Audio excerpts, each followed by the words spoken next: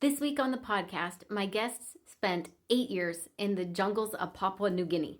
I'm Shelley with the God's Goodness podcast, and it's time for the Wednesday teaser.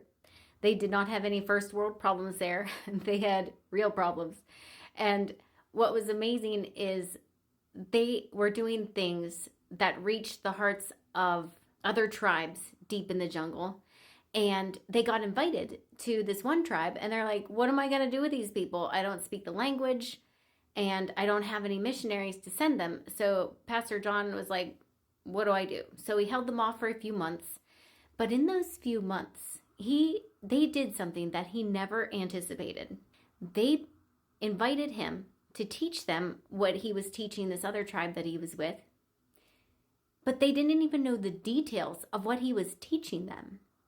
But in faith, they built a house that would house missionaries, that would teach them about the ways of this God that they had no idea about yet. And not only did they build a house for the missionaries, but they built a church so they could worship a God they didn't even know yet. So there was unbelievable faith in this jungle. And what happened when Pastor John asked for help? Well, God delivered.